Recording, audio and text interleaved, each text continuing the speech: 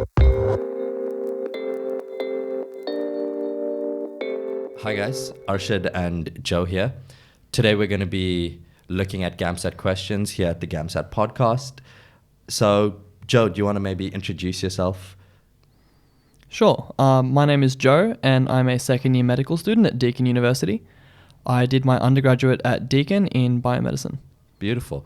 So today, as we mentioned, we're just going to be thinking about the way GAMSAT questions are structured. We're going to be looking at Joe's experience. He's a biomed student.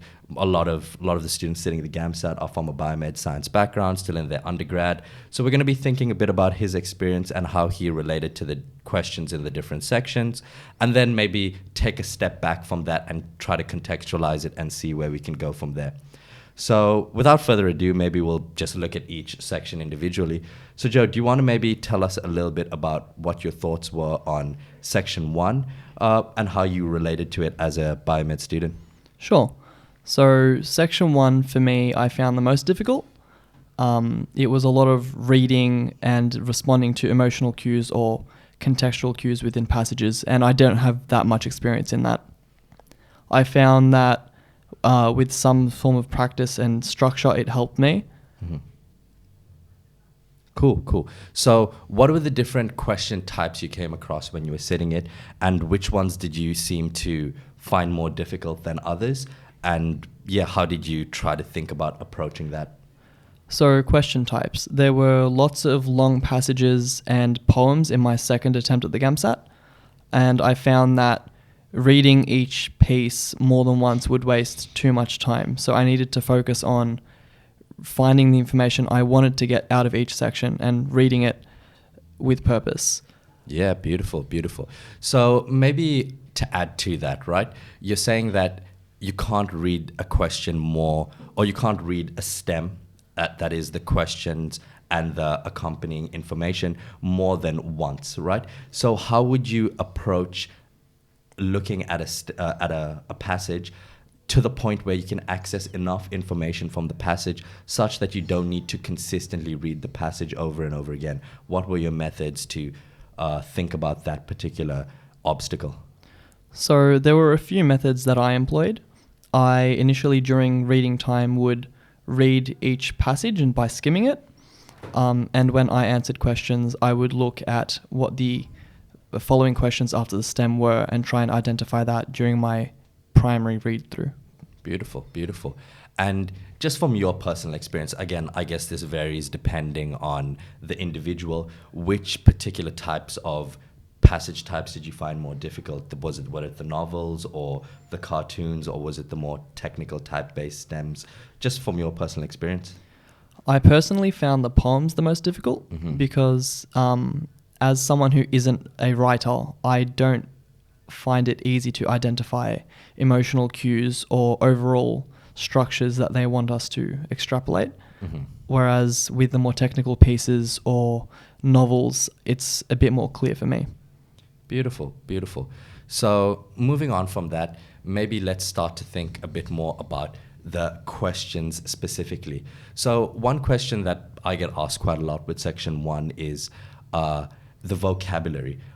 Your English is your first language, I'm assuming? English is my second. Oh, beautiful. English is your second language. So at the level of vocabulary, how did you find the GAMSAT section 1? Did you find like it was just too difficult to approach, or did you find that the level of vocabulary was reasonable, not too intense, but obviously in the time leading up to the GAMSAT, you maybe built something, a more coherent vocabulary set?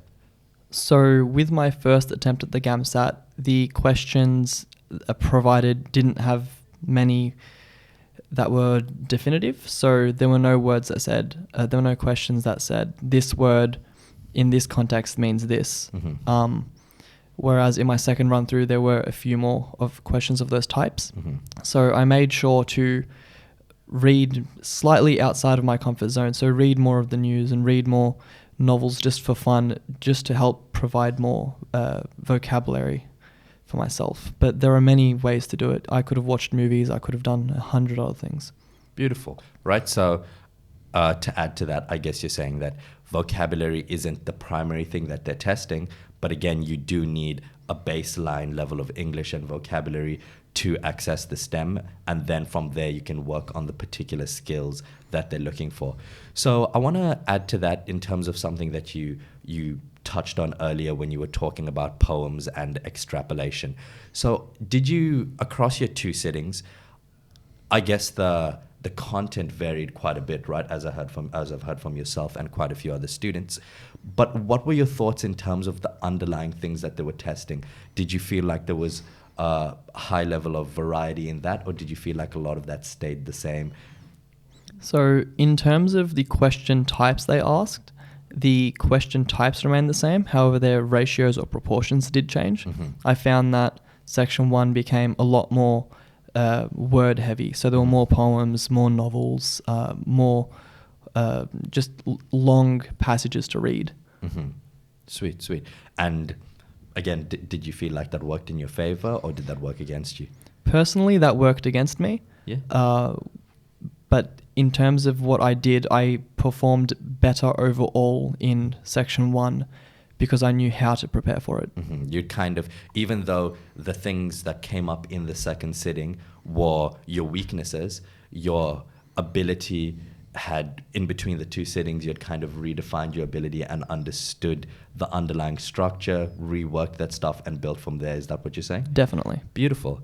Sweet. So maybe just to finish off with section 1, any final thoughts and broad pieces of advice on the different nature of the questions in section 1 and how people can think about it leading up to the GAMSAT and on the day as well.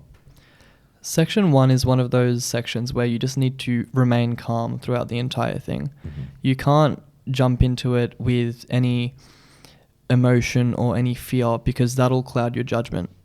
With section 1, you can practice for it leading up to the GAMSAT by doing hundreds of other things. However, as long as you're calm on the day and you can slowly work through the questions within time limits, you should be okay. Yeah, that's beautiful. Like, again, once we take a step back and understand the particular things that section 1 is testing, again, a large part of that being our emotional reasoning.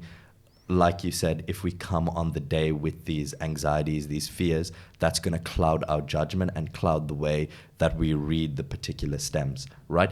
And that's not what we want to be doing, right? We want to be, again, working within the author's logic. One thing that's very pertinent to all, or to primarily section 1 and 3 of the GAMSAT, is you're working with the information given to you, right? And to me, that kind of means working within the logic of the author. And even though you might at certain times disagree with the author, at certain times be biased in a different way from the author, you're still working within his logic, and you come to conclusions based on that. Beautiful. Thanks for those insights into section 1, Joe. Maybe let's move on to section 2 now, everyone's favorite section, or as I like to say. So we'll just start off broad thoughts on section 2, and maybe for those who have no clue what it is, just like very quickly, what exactly is it and how did you relate to it as an undergrad medical science biomed student? So section 2 threw me back to year 12. It's just essays, but it's the only place in the GAMSAT where you can express your own ideas freely. The questions themselves are very broad, so there's 2 parts, part A and B. Each one focuses on a slightly different type of theme. However, they're broad enough for you to make a definitive point that you can then argue or write against or do whatever you'd feel like. Yeah, beautiful. So the interesting thing that I've picked up from that statement over there is the notion of the themes being really broad, right? And that's something that's quite relevant to section 2. Sometimes the themes are as broad as freedom, hope, themes that are just like so encapsulating of so many elements of people's lived experience. So what was your way of tackling these really broad themes? Did you just go about tackling it at that broader level, or did you have a different method that you preferred to use? Definitely. There is a method called funneling, which I like to use. So you can start off with something very broad, such as freedom or hope or technology, in my instance.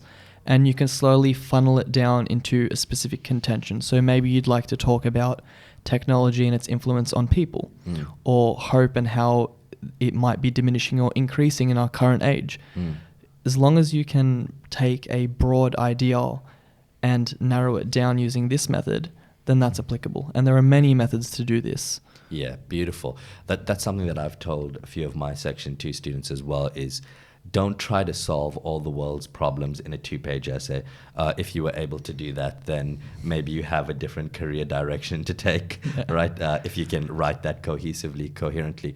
Rather, what you can do in a 2 to 3-page essay is take that really broad theme and think about the way that it functions, just as you mentioned, within a particular context, and really go down to the details of that and break that down as clearly and concisely as possible. I think that's one of the most important things when approaching Section 2, not just trying to write this really broad thesis on the notion that you're given. Cool. So now that we've talked about the direction that people should take with the way they relate to the themes, the comments given to them, maybe can you further build upon that in terms of how can an individual actually execute that at the level of their essay? In order to execute a written essay, you need to have a plan. There's no way around it. There has to be some form of plan. So because I use the funneling method, I like to write a quick 1-minute plan, which involves maybe 4 or 5 words, just so I know what I'm focusing on in each paragraph, be it the intro, be it the conclusion, be it the third body paragraph. Beautiful. Yeah, I'm chuckling a bit because when you said in order to execute, I'm just thinking of Star Wars. In order to execute Order 66.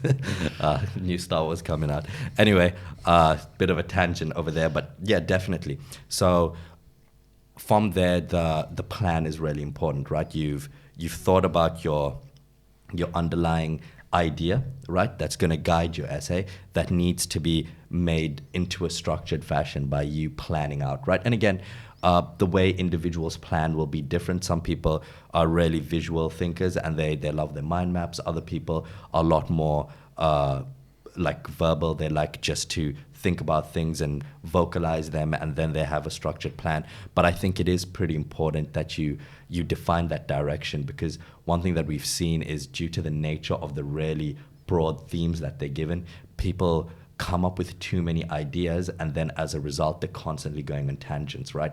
And tangents are a bad thing because you're not having a contention, you're not having direction in your essay. Like my tangent just a minute ago. Yeah. I think it's important that there is direction. So did you ever find that you kind of fell into that trap of going on tangents in your writing? And how did you try to solve that issue? I found that if I wanted to move onto a tangent, that it wouldn't flow. So I would consistently be stopping, having a quick skim of my essay and checking, does it flow? Does it make sense? Do I know what the contention is? I just found that verifying that to myself as I was writing helped me stay on my plan. Yeah, beautiful. Sweet. Cool. So maybe just to finish off with Section 2, at a broad level, what other final thoughts do you have for the listeners at home to kind of hone in on this notion of purpose and direction of the essay? I think looking at prior GAMSAT exams, or even Year 12 English exams, the prompts they use are broad enough for you to make brief plans. You don't need to write an essay in order to know how to direct your essay response, but you do need practice writing plans so that at the drop of a hat you can execute a plan and follow through with it. Yeah, beautiful. Sweet. So now let's move on. Hopefully that all kind of made sense in terms of Section 2. Again, there are quite a few other elements in terms of developing depth, so on and so forth. But in terms of the way that we respond to the questions that we're given, as in Section 2, the comments, I think the primary thing is for us to think about, 1, staying on theme, 2, recognizing that the theme is super broad, and again, as we've mentioned so far, bringing it down to that contextualized direction that can hopefully give our essay purpose. That's my favorite word when it comes to Section 2. An essay without purpose is not really an essay. Cool. So let's move on to Section 3. I'm guessing your favorite section? Should have been. It should have been. Fair enough. So let's look a bit at section 3, maybe just at a very general level. Do you want to tell me a bit about your experience with section 3, what your thoughts were on it, and then we can get into some details. So coming from a biomed background, I had the chemistry, I had the physics, I had the other thing that's not coming to my mind right now. But all of that doesn't necessarily help you. It helps you understand what the question might be asking, but it won't help you in terms of answering it. That's a second step that you need to achieve. Yeah, exactly, right? Like one misconception that I see with especially a lot of undergrad students, first year biomeds, first year medical sciences, science students as well, first, second year, is they have this idea that section 3 is testing Bio 1, Chem 1, and Year 12 physics. Again, that's not what it's testing. That's just the foundational knowledge that you need to access the questions, right? Like an analogy that I like to use is knowing first year bio, first year chem, and Year 12 physics in section 3 is the equivalent of having average English in section 1, right? It's not going to get you a good mark, but it is necessary for you to be able to understand what's going on, right? So if Bio 1, Chem 1, and Year 12 physics is the foundation, what exactly are the questions in section 3 testing, and how does an individual relate to that? I kind of compare it to math. So I say knowing your foundations is like knowing your formulae, but without knowing how to apply them, you can't get the answer. Yeah. So with question 3, some of the questions might be directly identify this organic chemistry, I don't know, like cation or something. But in terms of answering those longer questions, like a genetics question, you need to be able to apply your knowledge of basic genetics from bio and figure out what they're asking you to do before you can answer it. Yeah, beautiful. So now maybe adding to that a bit, right? So you've said that there's those questions that are just asking like simpler questions that are just kind of relating to the knowledge, but then you've added these other sort of questions where they're starting to think about higher level application in terms of the skills. So maybe do you want to, within each of the different areas of study, chem, biophysics, talk about some of the types of skills that are tested within the questions? And I think another thing that I'd like to add on is not just the skills. What are some of the different strategies that an individual can start to think about? Again, there are quite a few, but maybe just at a broader level. Yep. So with physics, the questions tend to be simple enough that even without prior knowledge, you can still get the question and the correct answer. However, a shortcut would be if you know your formula, you can derive the answer very, very quickly. That's one of the rare exceptions in the GAMSAT of which it's that simple. In bio, there's a lot to read most of the time. And with that reading, you need to apply if there are graphs, if there are tables, if there are things they've only mentioned only in the STEM, that can be crucial in getting the correct answer. So underlining or highlighting tends to be a very good method that I use. And in chemistry, a lot of it is just application from what I've noticed in my 2 sittings. There's some information in the STEM which help immensely. However, if you don't have a photographic recognition or just a general recognition of what you're looking at, it can make it a bit more tough. Yeah, beautiful.